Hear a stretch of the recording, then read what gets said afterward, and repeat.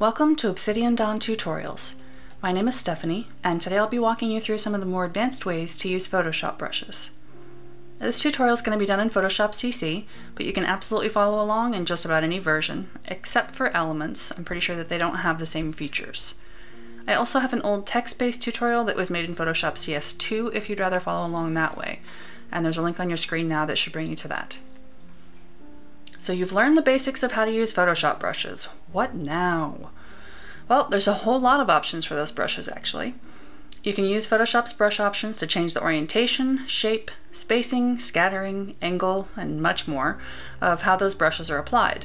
And this tutorial is going to show you a few of those options, as well as some examples on how they can be used to create patterns, hair, stitching, etc. So let's start with a fresh new canvas. On the top menu, click File and then New, and you can make it just about any size since we're just going to be mostly playing around to show you the different brush effects and letting you try them out for yourself. Something like 1000 by 1000 would be great. And once it's open, make sure that your brush tool is selected in the Tools palette. You can do this by hitting B on your keyboard or by clicking on this icon right here in your Tools palette. Then click on the small arrow to the right of the brush thumbnail up here underneath your menu to open your brush preset picker. Now in Photoshop CC they added a pretty cool new feature, which is this rotation circle right here. Let me just load up a brush where it'll be obvious and I'll show you how it works. Maybe a paisley shape from my Paisley Sketches brush set. And then when I mouse over the canvas, you can see the outline of the brush before it's applied. So the way that this circle with a crosshair works is that it changes the angle or orientation of the brush without having to open up the brush's palette window like you used to have to do. The arrow pointing to the right means it's a 0-degree change in angle, but click on that arrow and drag, and you can change the angle to right about here. And you can see now on the canvas when I mouse over it, how it's changed the orientation or the angle of the brush. You can also, by the way, grab those two circles on the opposite sides and drag them in and out to change the roundness of the brush. See how I've made it flatter? We'll get into that more later in a second. Alright, so for the next part, I want you to open your brush's palette window. And you can do this under the window menu or by hitting F5. It's also probably already located in the upper right section of your Photoshop window somewhere. It'll depend upon which version of Photoshop you're using. You'll notice that my brush's palette window is already preloaded over onto the side of my screen onto this kind of sideways menu. Now you can do all kinds of things with this, like drag it out so that you can put it anywhere else on your screen and it doesn't get in your way, or you can add it to the list of windows that stay open right over here on the right, which are my frequently used windows, and I keep them open all the time. You can drag and reposition the heights on these two for better access and to make your really frequently used ones like layers the largest. But I like to leave mine, most of mine in this small menu here, which I believe is new in CC or fairly recent. It's very easily accessible. You can also group them together in this mini menu, like for example here my actions and history, so that when I click on one or the other they both open in tabs. Also, before we get started, I just wanted to show you that you can mouse over any of these options and get a little bit of an explanation from Adobe as to what it's meant to do. Not all of them are very self-explanatory though, so I'm going to go over them all in more depth, as well as show you some of the ways that you can use a few of them. Alright, let's get started on some brush options. So make sure that your brush palette window is open, and then click on Brush Tip Shape. Now we're going to be playing around with the brush settings here, but if you're worried about changing something permanently, don't be. See those lock icons to the right of each menu item? Well, while they stay unlocked, like they are here, you can change the settings all that you want without them staying in place. So as soon as you select another brush, they will go away. For this tutorial, leave everything unlocked. Down at the bottom, you'll notice a setting called spacing with a slider underneath it. Now slide that arrow to the right and left and watch what happens in the thumbnail below. Well, it's more to the left actually of where the spacing slider is. And see how it's adding spaces, making it so the brush isn't just one smooth stroke anymore. So get your brush spacing how you'd like it, fairly spaced apart for now. Choose a foreground color to paint with and then move your brush across your canvas area just to get a feel for how it works. Click and drag just like you were making a regular brush stroke. So you can see how the more that I add spacing, the further apart the brush marks get. And the other thing that I wanted to show you was the flip X and Y toggles, which just does exactly what you would think that it would do. Flip X flips the brush on the X axis 180 degrees, and flip Y flips it on the Y axis. So if it was facing right and then you click flip X, it's going to be facing left, and if it's facing up and you click flip Y, it's going to be facing down. Alright, so next up is Shape Dynamics, which is the next one down on the brush palette window menu over on the left. And this is where you change the size, angle, and roundness of the brush. Alright, so first up is size, and you've got this slider here. The more to the right that the slider is, the more randomness there's going to be as far as painting and the size of the brush as you paint with it. And then you've got this control section here, which is basically going to ask you what to stipulate, what makes the size change. So off is going to make it entirely random, which you'll see as I paint with it here with a slightly up spacing so that you can see each application of the brush, how much it changes in size. Next will be fade, and that's going to make it get smaller over a certain number of steps. And this text box that you see next to it over on the right is where you input how many of those steps it will take before it basically becomes size 0 and won't paint anymore. So I'm just going to type 10 in here, and then I've got the spacing up again still. So basically you're going to see 10 circles, and it's going to slowly get smaller with each circle until it gets closer and closer to size 0 and won't paint anymore. I'm going to change the spacing back to right about normal and show you, just give you a better idea for how this is good for painting hair, which I will show you a little bit later in the tutorial. Just change the size back down a little, and this to about 100, and then paint with it. And you can see how it's just slowly getting smaller and smaller as it fades to size 0. And it doesn't matter which direction you're painting with it. That's what it'll do.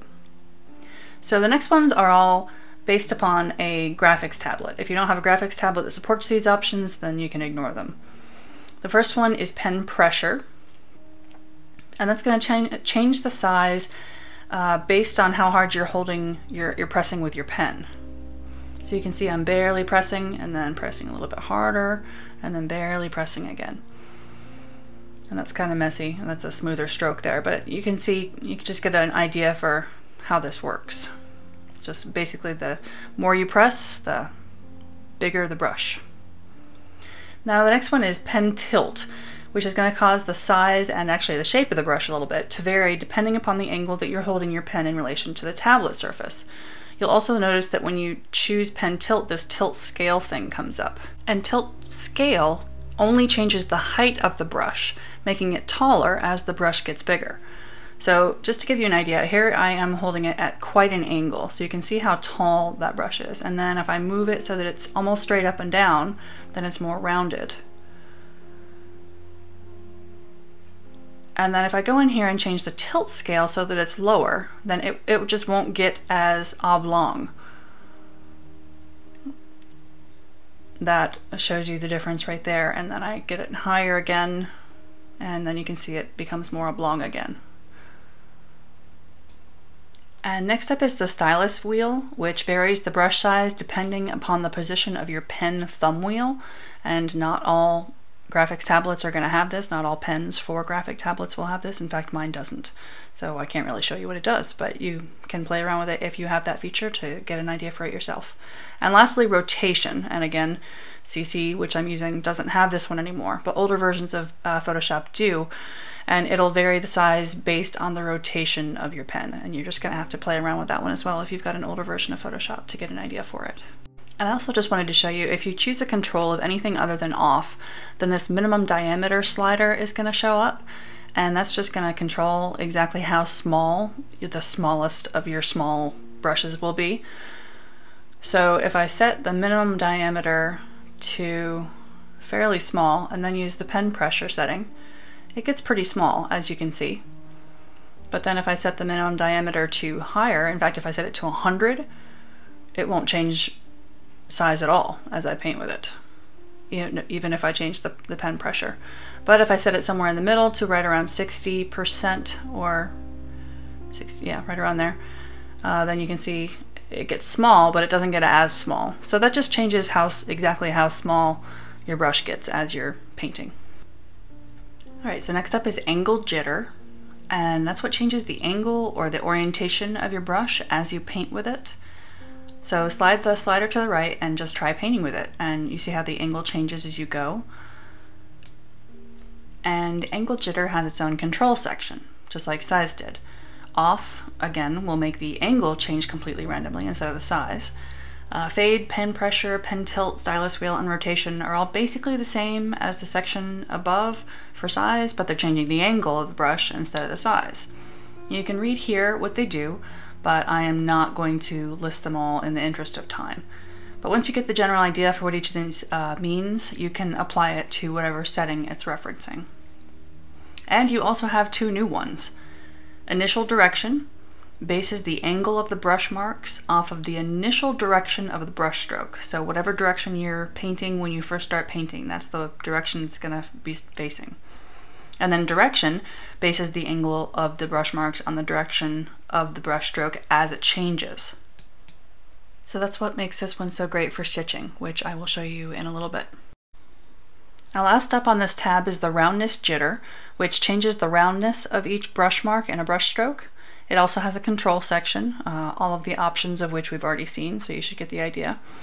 Now this can make your brush more or less flat as it paints, kind of like this.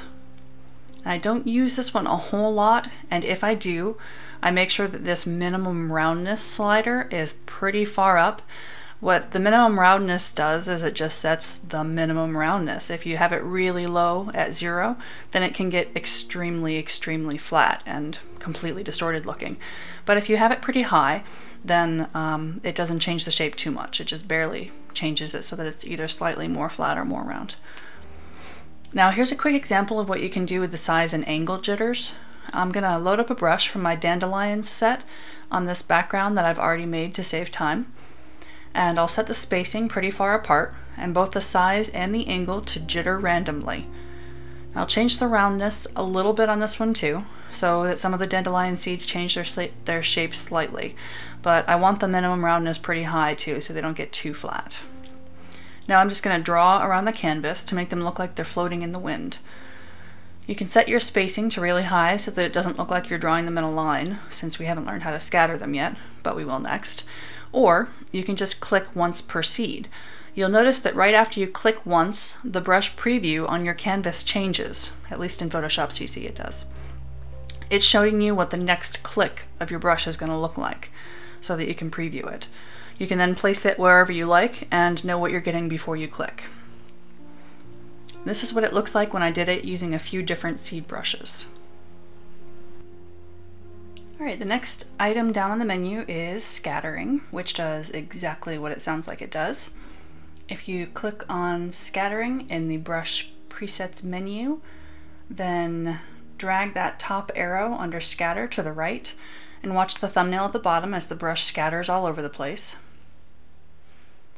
You can see that I'm drawing in a line here and they're spacing out evenly, and then I up the scattering and it scatters every which direction. Now this setting is great for adding leaves to a tree, using our leaves brushes, using the snowflakes from our holiday or snowflake brushes to scatter snowflakes all over a sky or something like that. And just as an aside, older versions of Photoshop make scattering not good. When you want to specifically place a brush stroke somewhere, it won't show up where you clicked since you told it to scatter. In Photoshop CC, however, it does show you an accurate representation of exactly where that brush is going to be placed before you click, so you don't have to worry about that. One of the many improvements to Photoshop over the years. The control options are just like they were earlier, pen tilt, etc. Now, this next slider, count, is going to stipulate how many brush marks are applied after each spacing interval. For example, if you have the count set to 5, it's just going to paint the brush marks 5 times with each click. or with each spacing interval, basically. And setting the count jitter percentage higher is just going to increase the variance of how much the count number varies. So if you have count set to 5 and a count jitter of say 75%, it's going to paint 5 dandelion seeds sometimes, 3 another time, 7 the next, and it's just going to vary more or less depending upon the percentage of count jitter that you set. I should also mention that if you look up above the scatter slider, there's a checkbox for both axes, and basically if you click on that, it's going to scatter it on both the X and the Y axis, as opposed to basically scattering it against the direction that you're currently moving your brush, i.e. check that, you get more scattering. Alright, I'm going to go over texture and dual brush very briefly, because to really learn how these work, you just need to play around with them. They basically just add some texture to your brush or change the brush edge shape. And texture is going to allow you to add, that's right, a texture to your brush. The textures that come up for you to use will be whatever patterns you currently have loaded, and you can load different patterns from within that window there. You can change how the patterns are applied to the brush using the options from that menu that comes up: scale, brightness, contrast, etc. And you may have to have a very specific type of brush loaded before you even really notice a difference with this one. And also certain textures can make more of a difference than others. So you can see a slight difference in how this brush from my textures brush set changes as I apply different patterns from the dirty and grungy patterns set to it. And dual brush, the next one on the list, applies one brush to another brush. Now this can happen in all kinds of different ways, from varying the actual shape or roundness of the brush to applying a type of texture if the applied brush has a texture to it, etc., etc. You can see how here the texture brush with a round brush applied to it keeps the texture, but it changes the brush edge shape. Now this is just one example, though. You really have to play around with it to get a sense for exactly how it works and how one brush will apply to another brush. So next up is color dynamics. And that's great for when you want to change the color of the brush slightly with each application or mark that the brush makes. And it works really great for something like leaves. I'm going to load up a brush from my Foliage Swirls brush set just to show you how this one works. Now the first option is foreground background jitter, and that just changes the hues ever so slightly between your foreground and background colors. So say I have a medium green selected for my foreground color, and then a darker green that's more toward the yellow end for my background color. It's gonna change the color with each application or mark that you make of the leaf with varying colors of green, anywhere between that medium green to the darker, more yellowed green. And one thing to note here, you're probably gonna wanna check the Apply Per Tip box if your version of Photoshop has it, because otherwise it's not going to change the color with each brush application. It will wait until you let go and then click again before changing it, much like you see me doing here. So next up is hue, and now that I've got an angle jitter applied to this so that it'll look a bit prettier when I paint with it, I'll show you what that does. It basically changes the hue slightly with each application. So if you look at the color spectrum here, and you have a medium green selected, it's going to change the color of that green more towards this end or this end. If you make the percentage low, it'll be nice and subtle. If you make it really high, you're going to end up with a rainbow. The next slider is saturation, and that's just going to change the saturation slightly so that the color is more or less pronounced. And again, looking at the color palette here, the left side with all the grays is desaturated and the right side is saturated. So again, the more that slider is to the right, the more the saturation changes with each application of the brush. And lastly is brightness jitter. That's just going to change the brightness, just like the saturation. Again, looking at the color palette, bright is up on top with all the whites, and dark is on the bottom with the blacks. So the more towards the right that slider is, the more it's going to change. So you can see how this could be useful for something like leaves, where the color of each leaf is just slightly different. This is obviously exaggerated from nature, but using the foreground, background, hue, saturation, and brightness, you can get quite a lot of variance in color, as you can see here. Now, there are a couple of other options, but this is all that I'm going to really go over for today. The rest of them you can just play around with and get a feel for what they do. They're pretty much just toggles, like wet edges kind of creates a watercolor-like effect, things like that. So just play around with them and you'll get a sense for what they are pretty much immediately. Now let's move on to a few actual applications. First up, hair.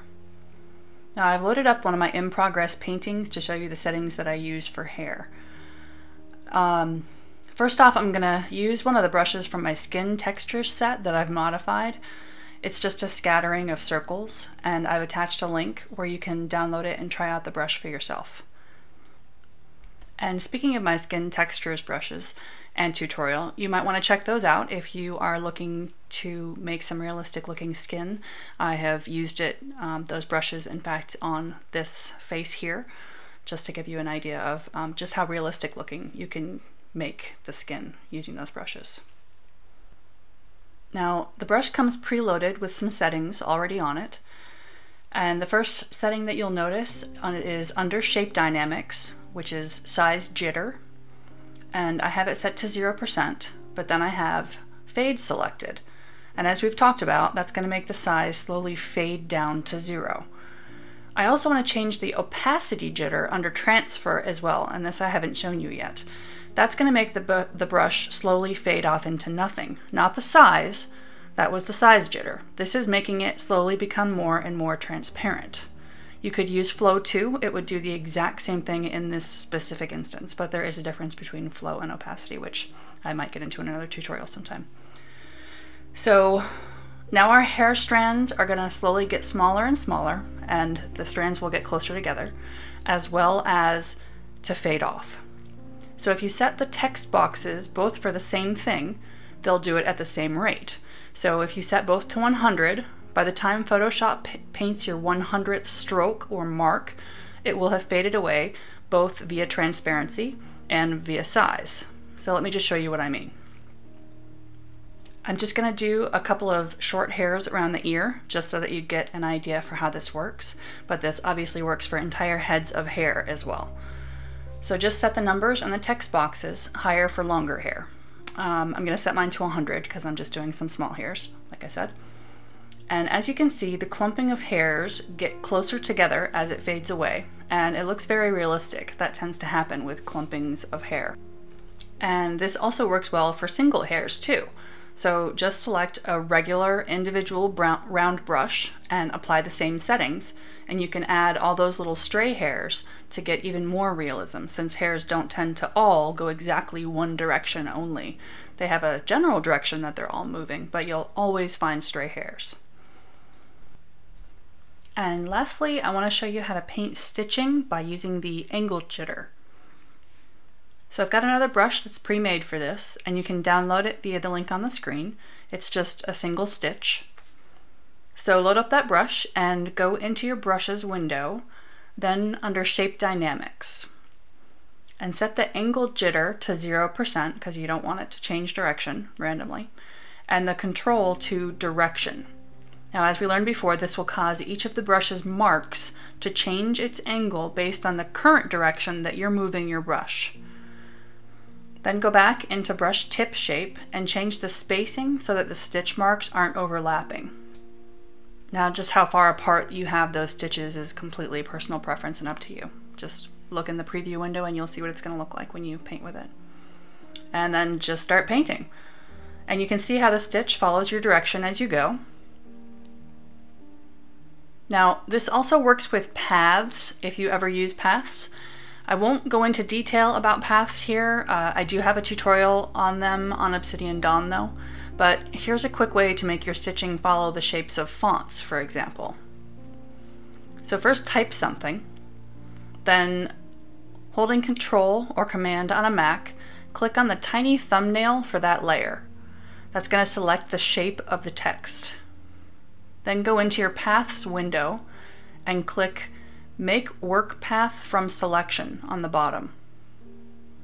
Now you've got a path that we can apply the brush we've made to, so that the stitching follows the shape you've defined. To do that, go back into your Layers window and make a new layer.